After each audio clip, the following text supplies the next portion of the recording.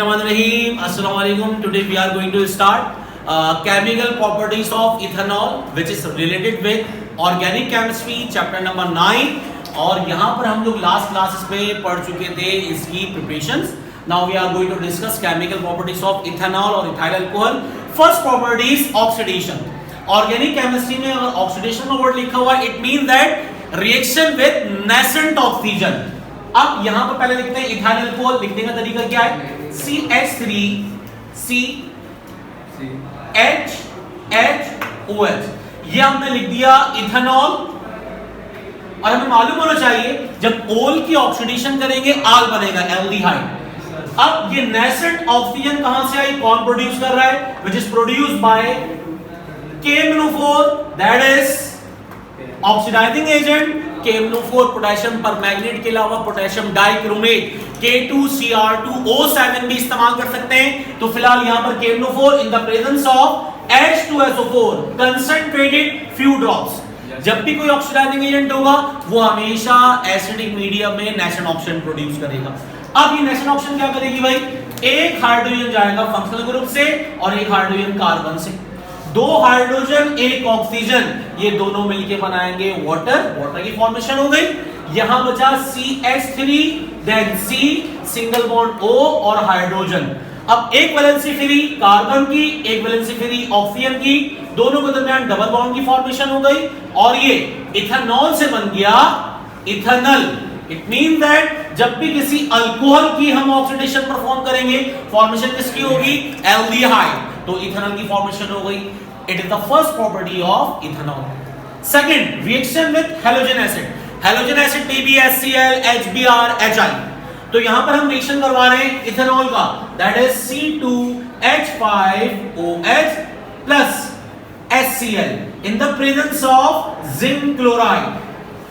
बहुत ही आसान सा केमिकल रिएक्शन. अल्कोहल में से OH ग्रुप गया और हैलोजन एसिड में से H गया, दोनों मिलकर फॉर्मेशन करेंगे वाटर की. और यहां पर मोनो हैलोजन या मोनो हैलो अल्काइड बन जाएंगे जिसको हम कहेंगे इथाइल क्लोराइड. Ethyl chloride. और ये कौन से हैं? ये है 1 डिग्री. तो 1 डिग्री अल्काइल हैलाइड की फॉर्मेशन करने के लिए हम रिएक्शन करवाएंगे अल्कोहल का हैलोजन एसिड के साथ, दैट इज HCl या HBr, और फॉर्मेशन होगी 1 डिग्री अल्काइल हैलाइड की. Now we are going to move towards third property, reaction with sodium metal. Reaction with sodium metal, it is also known as acidic property of ethanol. Ethanol की characteristics acidic है. कैसे पता चलेगा? इस reaction में यहां पर हमारे पास अल्कोहल है C2H5OH, H partial positive, O C2H5 partial negative. C2H5O यानी कि सोडियम इथॉक्साइड एक्ट करेगा स्ट्रॉन्ग न्यूक्लियोफाइल. अब अगर ये रिएक्ट करता है सोडियम मेटल के साथ तो सोडियम मेटल की इलेक्ट्रोपॉजिटिविटी ज्यादा है as compared to hydrogen. Sodium displace hydrogen and form C2H5ONA, sodium ethoxide. साथ साथ अल्कोहल हाइड्रोजन लिबरेट कर देगा, फॉर्मेशन हो जाएगी किसकी भाई? हाइड्रोजन गैस की. और ये तमाम चीजें अल्कोहल में एबिलिटी होती है कि वो अपने एक्वस सॉल्यूशन में हाइड्रोजन आयन प्रोड्यूस करे. And according to Arrhenius theory, those substances which has ability to produce hydrogen ion in its aqueous solution are called acid. So this reaction prove the acidity of ethanol और ये जाहिर करता है acidic characteristics of ethanol को.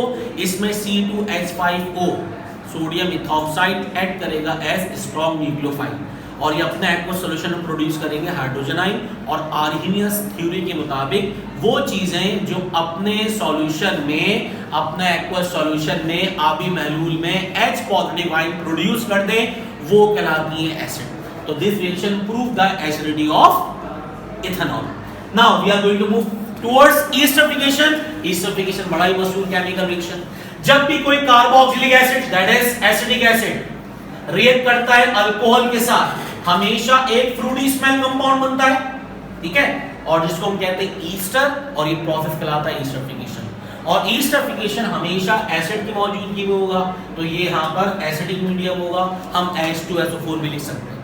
अब देखिए यहां से H जाएगा कार्बोक्सिलिक एसिड से और अल्कोहल से OH जाएगा, फॉर्मेशन हम करेंगे वाटर की। ये पूरा का पूरा रेडिकल एरोटिक लिख देंगे CH3COO और आखिर में लिख देंगे C2H5 which is known as ethyl acetate और ethyl ethanoate और ईस्ट। तो यहां पर हमने कंप्लीट कर लिया ईस्टरिफिकेशन। तो उम्मीद है आप लोगों को ये चारों प्रॉपर्टीज समझ में आ गई होंगी। Now we are going to move towards fifth property of ethanol.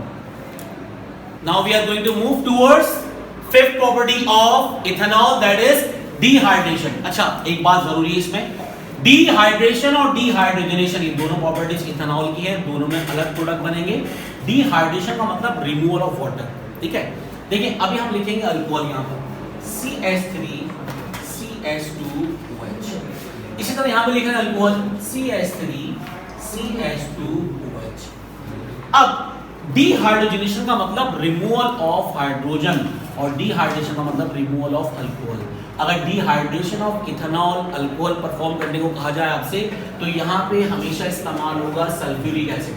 H2SO4 act करेगा as dehydrating agent concentrated form में, temperature reaches up to 180 degree Celsius.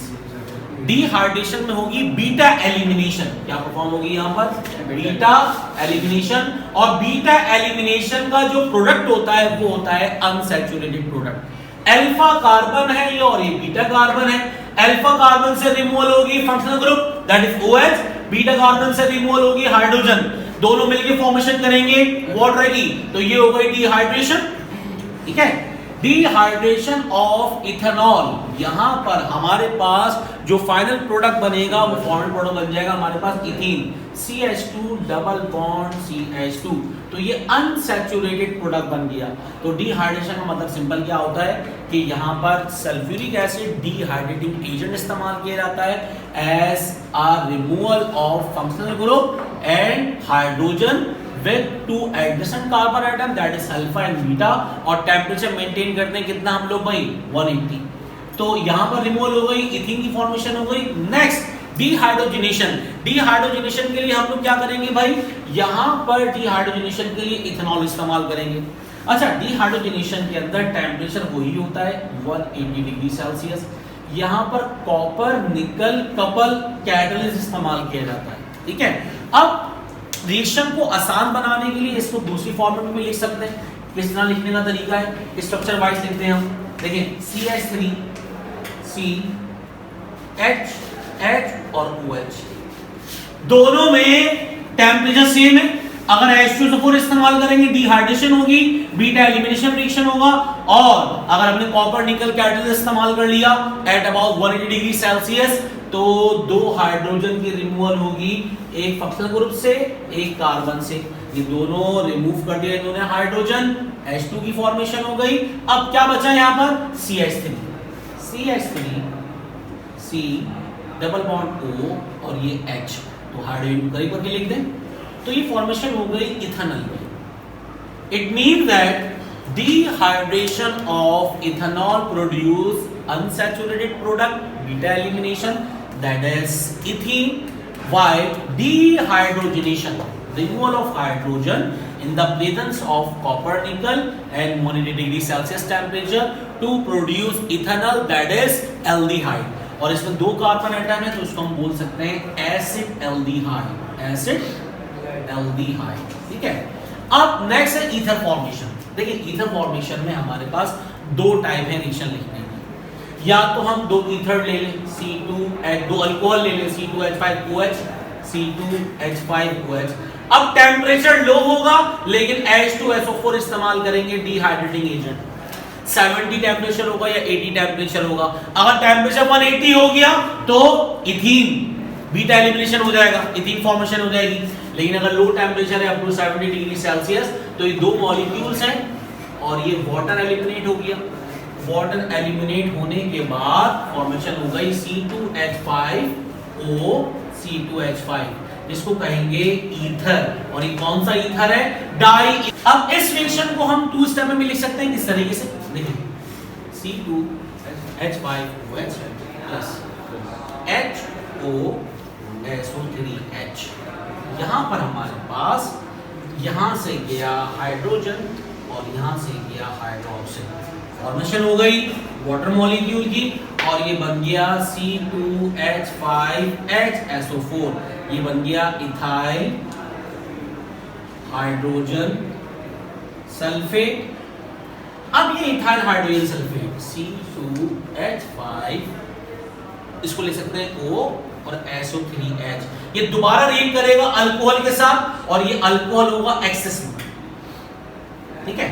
अब ये अल्कोहल एक्सेस में होगा क्या, यहां से हमारे पास क्या निकल गया भाई, HSO3, और यहां से निकला हमारे पास HOH। तो ये दोनों मिलके फॉर्मेशन कर लेंगे H2SO4, H2SO4 रिसाइकिल हो गया एक तरीके से। यहां क्या बचा, C2H5O, C2H5O, और यहां बचा C2H5, और इसको हम कहेंगे डाई इथाइल ईथर। तो हमारी मर्जी, हम फाइनल में रिएक्शन 2 स्टेप में लिखें कि पहला रिएक्शन होगा किसके साथ भाई, सल्फ्यूरिक एसिड के साथ, और एक प्रोडक्ट बनेगा जिसको हम कहेंगे इथाइल हाइड्रोजन सल्फेट। और सेकंड में, क्योंकि यहां पर 2 मोल पार्टिसिपेट कर रहे हैं, सेकंड हमारे पास अल्कोहलिक मोल पार्टिसिपेट करेगा एक्सिस में और फॉर्मेशन कर देगा ईथर की। तो इसका मतलब यहां पर सल्फ्यूरिक एसिड दोबारा रिसाइकिल हो गया और सल्फ्यूरिक एसिड ने ऐड किया ऐसा डिहाइड्रेटिंग एजेंट। उम्मीद है आप लोगों को ये तीनों रिएक्शन समझ में आ गए होंगे। Now we are going to move towards last reaction या last chemical properties of ethanol. Now we are going to move towards last chemical property of ethanol, that is reaction with phosphorus trichloride PCl3, phosphorus pentachloride PCl5 and sulfuryl chloride SOCl2। First, अब देखिए यहाँ पर हमारे पास 3 chemical reaction है, C2H5OH reacts with PCl। इसी तरह second reaction है C2H5OH reacts with PCl5 and C2H5OH reacts with SOCl2 in the presence of pyridine used as a solvent। तीनों केमिकल प्रॉपर्टीज में अल्काइल हैलाइड बनेगा। देखिए यहां से C2H5 गया, ये बनेगा C2H5 और यहां से एक Cl C2H5Cl, इसी तरह C2H5Cl। तीनों में अल्काइल हैलाइड की फॉर्मेशन लाजमी है। 1 डिग्री इथाइल क्लोराइड बन गया। नेक्स्ट, अब जरा गौर से सुनिएगा, देखिए PCl3 में यहां 3 लगा हुआ है, तो हम यहां 3 लगा देंगे, तो 3 C2H5 गए, 3 Cl गए, तो ये बन गया 3 अल्काइल हैलाइड। यहां से बचा है एक P और यहां से बचा है 3OH, ये दोनों मिलके बन जाएंगे H3PO3, that is phosphorus acid। It means that phosphorus trichloride reacts with 3 molecules of या 3 moles of ethanol to produce 3 moles of alkyl halide with phosphorus acid। Next reaction with PCl5, एक C2H5 यहां से किया, एक chlorine यहां से, alkyl halide बन गया। यहां क्या बचा, OH, और यहां बचा है PCl4, एक हाइड्रोजन एक क्लोरीन को लेके बाहर HCl बन गया। अब यहां बचा 3 Cl, तो ये बन गया, यहां बचा O, ये बन गया POCl3। It is called phosphorus oxychloride, phosphorus oxychloride। Next reaction, when ethanol reacts with SOCl2, alkyl halide तो बन गया, यहां बचा SOCl, यहां बचा हमारे पास OH, एक H मिलेगा Cl के साथ और ये बन जाएगा HCl हसल और SO2 sulphur dioxide gas. It means that कि हम लोगों ने जब भी अल्कोहल का रिएक्शन करवाना है PCl3 के साथ, PCl5 के साथ या SOCl2 के साथ, तो alkyl halide 1 degree butyl chloride 1 degree alkyl halide लाजमी बनेगा। इसके अलावा जो कंपाउंड है उसकी ट्रिक मैंने समझा दी। उम्मीद है कि आप लोगों को ये तमाम केमिकल प्रॉपर्टी जो रिलेट कर रही थी इथेनॉल से, इथाइल अल्कोहल से, कंप्लीटली क्लियर होंगी। If you have any sort of query regarding understanding chemical properties of ethanol, so you can directly comment or ask इंशाल्लाह फिर नेक्स्ट क्लास में बाकी ऑर्गेनिक कंपाउंड की वीडियो के साथ मिलेंगे। टिल देन अपना ख्याल रखिए, अल्लाह हाफिज़।